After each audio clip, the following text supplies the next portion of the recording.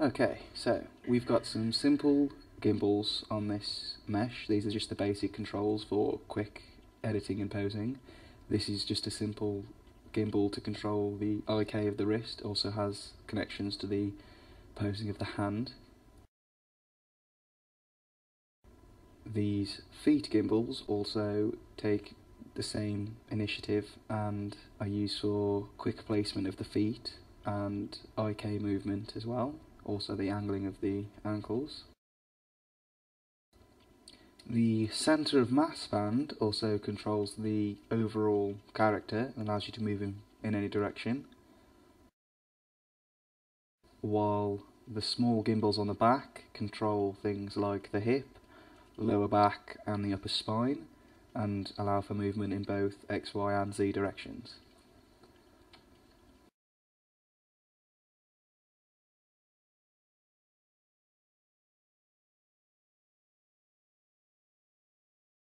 Here you can see the FK and IK limbs in the model, as well as the blend bones, and you can see that they all work as accordingly, 50-50% split, with a slider to adjust each one.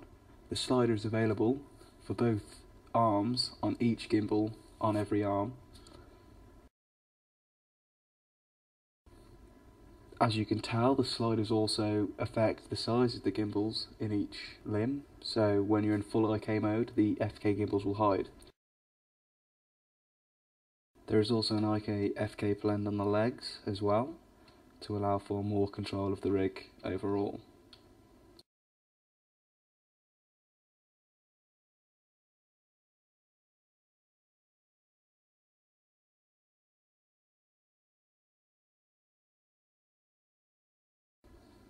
This is just another example of the IK setup on the arms. As you can tell, they're colour coded as a lighter version to make it clear between which are the blend bones, which the IK are and which the FK are. The gimbals themselves have also been colour coded. The red gimbals will control the actual IK movements, so there'll be things like the wrist itself, the heel, the toes, while the gold gimbals control things like where the bones will look at, pivot points for things like the heel and the toe, not actual control over some of the bones. These gold gimbals, as well, as you can tell, also control the way the knee is facing.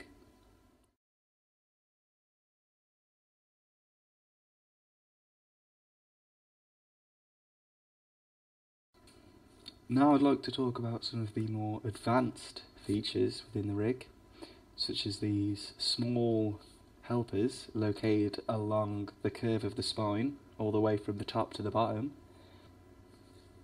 These are used to control more refined movements within the rig and provide much more subtle effects, but are very useful when animating a character.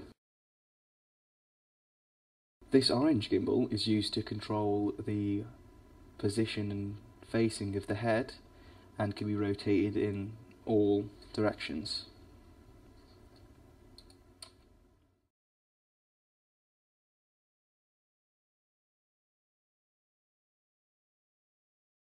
Now, to set up finer controls for such things like posing the hands or fingers within the mesh, I've set up a gimbal with a set of reaction manager sliders to control the rotation of each finger individually, as well as the display of the fingers.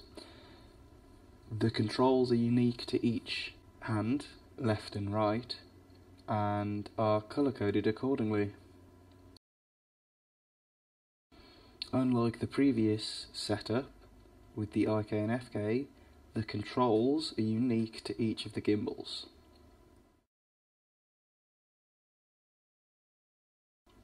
Overall, with the rig, I was quite pleased with how it came out.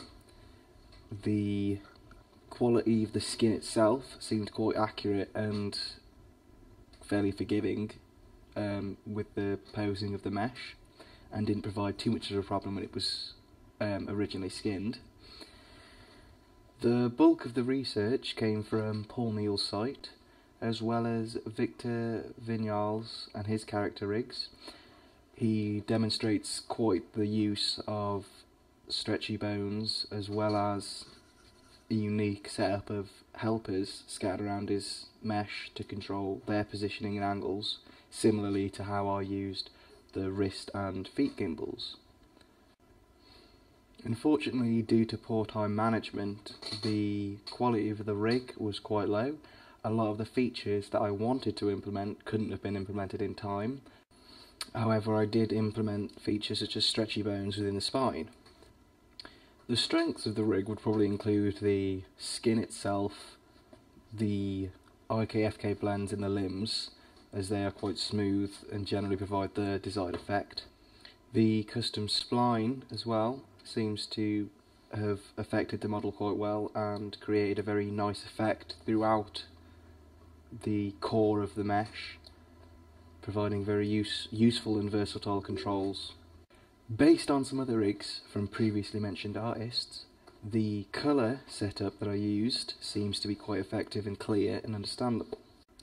On the other hand, while the UI controls weren't overwhelming and messy, they could have been controlled and organised much better with the use of automation and reaction manager to just help push some of the simpler, more commonly used animations. I hope you enjoyed the video. Thanks for watching.